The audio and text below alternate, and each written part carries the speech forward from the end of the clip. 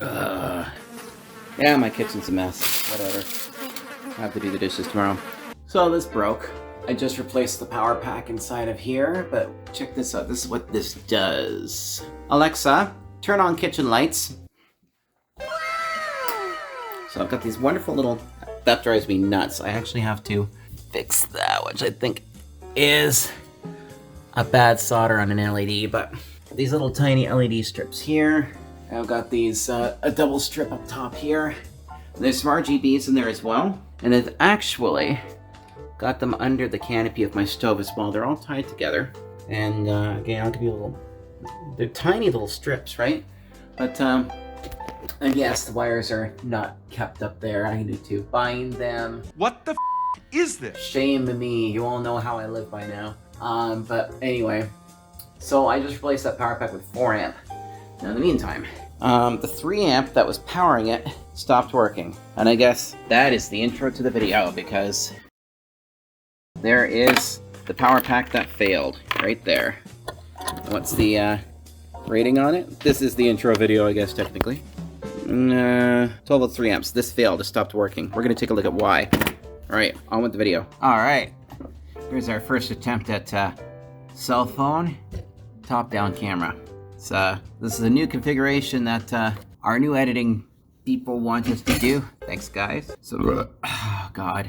No, that's technically where I want it to be. I don't know. It's going to be a little fiddly, but I think the quality is going to be a lot higher because now my cell phone is recording in 2K and the top-down's recording on the alpha. Okay, so let's see why this thing doesn't work anymore. It was very irritating, in fact, because when it failed, it actually, like, faltered a few times, like, which automatically resets my little Wi-Fi thingies. So let's put this in. This is the crap I was working with earlier. I need power for this tester to work. Wait. Bruh. Okay, so that's turned on. Now let's plug this little guy in here.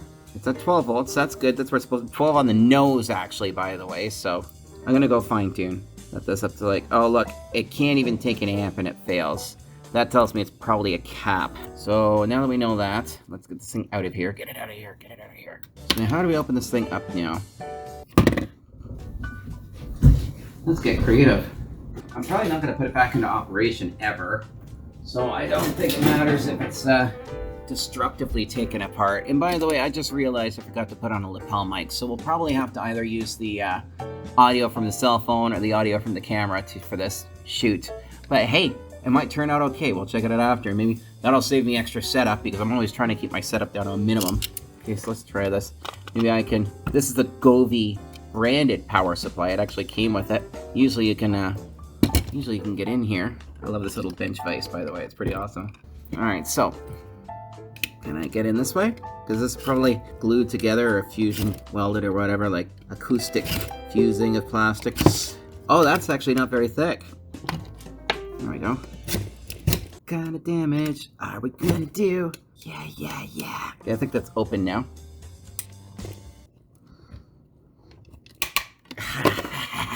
It worked. Now I look like I know what I'm fucking doing, don't I? I swore, sorry. Now I know, now I look like I know what I'm doing. Until you see the blood spray everywhere, and then you know that I'm actually bullshitting. God, I'm so bad. I will not swear. I'm going to get better at this. I am working on it, guys. Oops, is that metal from inside? I hope not.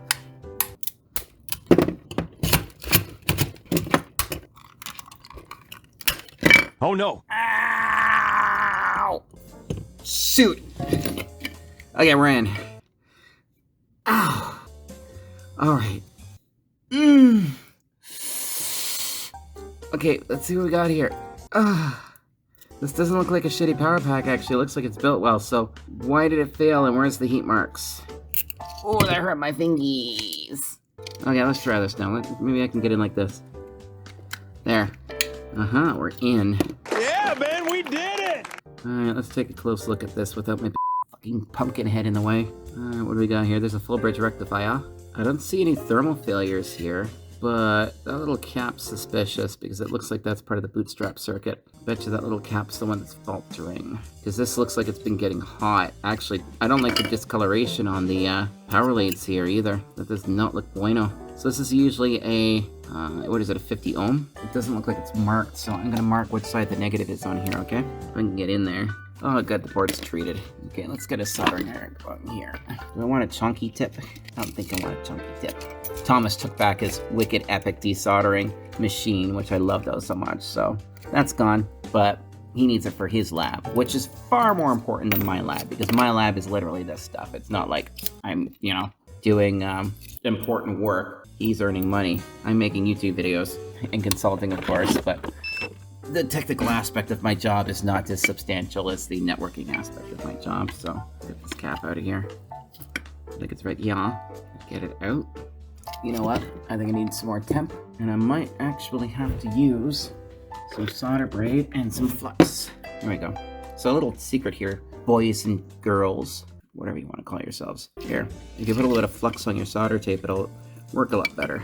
Solder wick. I really should get a bench exhaust fan, but just don't breathe the fumes in. It's pretty easy. Don't breathe this.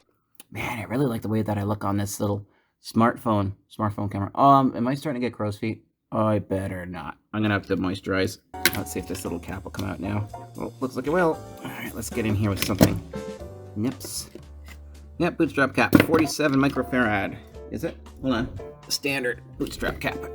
4.7 microfarad, 50 volts. I know it's a bootstrap though, so let's hook it up to a little machine and see what the rating is on it and see if it's close, because I'll bet you this little guy says bone dry. It's a insert dirty joke here. That's what she said. 4087 nanofarads. Well, that's close. God, I really mangled that getting that out of there. Okay, let's grab another one and throw it in and see if that fixes it. Let's see what we got for caps. I could throw one of these guys in there. That'd be entertaining. What is this one? A 50 volt? I get 50 volt. Okay, so we need a 50 volt 4.7. I think this is one right here. 10 volt. Here's a 25 volt. You know, I thought I had bought a bunch of bootstrap caps. Thought I did. 100 microfarad, 16 volts. This is literally it right here. 4.7, 50 volts.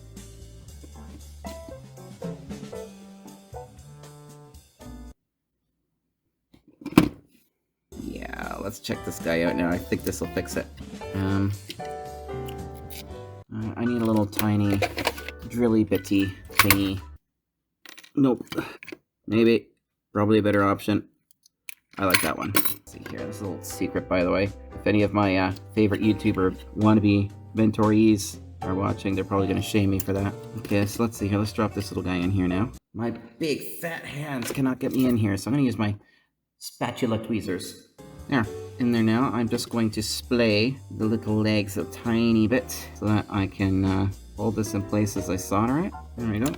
Let's see. That might not fix it, but this is one of the things I usually see when this exact characteristic pops up. Is a bad bootstrap cap. And that usually happens when the cap overheats and dries out. I've got my hair all over this thing now. But which hairs? Do the curtains match the drapes? Here, new cap. Let's find if that works. Or if I'm completely full of shit. Because this situation is usually due to bad solder or bad caps. Yeah, that looks pretty good. Let's plug it in and see what happens. Delidded. Plugged in. I guess I should put this back in too. Go in like this. Now it goes in this way. And that goes in like so. What if I glue this thing back together afterwards? If I can use this for my battery charger, which I stole the lead off, or stole the power pack from, that might work. Look at the heat in that. Wow, the discoloration. Most of the discoloration is coming from this cap over here, though. Is that discoloration? Oh, we got a blown cap. Look at that. See the juice? And that's not a little cap either. That's one of the big caps that popped, because that's a lot of juice. I wonder, was it one of these guys here? They don't look like they vented. Huh. No, it must be the small one. It must be the juice out of the small one. Let's, if there's any fluid left in it. Wow. Well, she looks juicy. I wonder if that is a big one that blew. Oh, we're gonna find out. Yeah, she looks kind of wet. That is a lot of juice inside of there. A lot of capacitor juice. So where did that come from? That's out of one of these caps, more than likely. We're going to find out anyway. Here, I'm just going to plug it in. Hopefully I don't get electrocuted.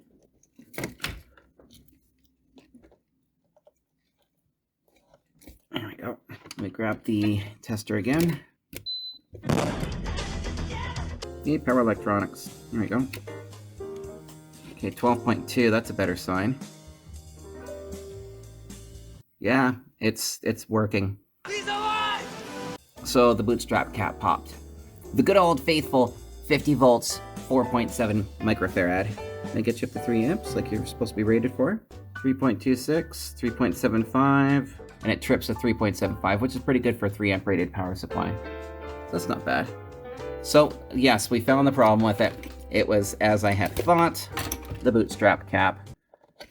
All right, now the question is, should I put this thing back together and put it back into service? Probably should. How do I get these wires back in here now? I guess I didn't pay attention as to how they were in there. Oh, I think I know what happened. Hold on. I think this goes in first. By the way, this is no longer safety certified, just an FYI. So if you guys think about doing this in your own home, don't. If you're saying, well, you just did, well, guess what? I've been doing this for a long time, by the way. I've been on this earth a while, and I've been literally doing this for over 30 years. I don't like this gelatinous goo that's inside of here, though. Ugh. Ew. It's so gnarly. It's so friggin' gnarly. Here. Okay, so I'm just going to, I could glue this back together with some ABS cement, or whatever, but I think instead what I'm going to do, so remember, folks, if you just did this at home, this power supply, you should take it out of the housing and use it for projects where you can integrate it into a proper housing. What I'm about to do is pretty janky, and will most likely void any insurance that you might have, not to mention any electrical codes, but I'm not going to be putting this into my home, per se. This is going to go in my bucket of spare parts, obviously, because most of the time when I'm using my battery charger, I plug it into the lithium-ion packs that I take out into the backyard and charge with the sun. Because I solar charge most of my stuff. My camera batteries, tablets, all that stuff gets all solar charged during the day. Here we go. And the orange tape will indicate that this thing has been taken apart. I'm going to go around twice. And at the last strap, I'm going to go loose. Lighten up a little bit. There we go. There. I just repaired that battery, or this AC wall wart. Cool. It's, we can put it back in operation now. And what do I have that I can power off of it? Oh, I know. By the way. Here we go. Haha! Alright, cool. It's fixed. That's all there was to it. A bad bootstrap cap. That's all. A little 4.7 microfarad cap. That's it. And you'll find that with a lot of power supplies, if they overheat, that's exactly what goes wrong with them, is these little tiny caps here. Shit the bed, and that's it. They're done. So what I like to do, especially, I've been doing this since before the chip shortage, by the way, is I will take, when I take, like, obviously you see I buy new parts as well, but what I like to do is I like to remove parts out of still good devices, and then I will take them and I will validate them in capacitor testers for caps, and other devices that are dry. Solid state can typically be tested very reliably in here, but this will tell me if it's close to its tolerance. And this is 10 volts, 100 microfarads. It says 106 microfarads on there. Lost 25%. So the ESR is 11 ohms. This is healthy. So yeah, you can just take these little caps here, test them, and if they're way outside of tolerance and they're screwed, throw them in the garbage or recycle them or whatever the hell it is you do in your region. But otherwise, I save them in my drawers for such an occasion where I need them. And then that also means that they are parts that I never had to pay for. They came out of old scrap materials. And it's not always a bad thing to do that, to recycle things. So personally for me, if I'm fixing things for friends, or I'm fixing stuff around here for the lab, or somebody sends me something that's absolutely annihilated, but it's going to be used for the YouTube channel and I want to make it work again, I just go to my used parts bin and I get the parts I need to repair it. And it's just that simple. So I do that a lot. And that way I'm also keeping things out of the landfill, but I'm saving money, I'm saving parts, and there's a massive chip shortage in the world now, so it's good to recycle components. But anyway, thanks for watching, guys. If you want to leave a comment, make a suggestion, leave something in the comments below. Don't forget to like and subscribe, and if you want to help the channel, please join the Patreon. I really would like it if you would join the Patreon. We have a $1 tier, $3 tier, $10 tier, and there's bonuses like content which doesn't get released to the public, and early access on the Patreon. So yeah, join the Patreon. Help me out. It'd be awesome. Anyway, thanks for watching, guys. Don't forget the Facebook, the Twitter, all that. Whatever. So anyway, have a good night, and we'll catch you later.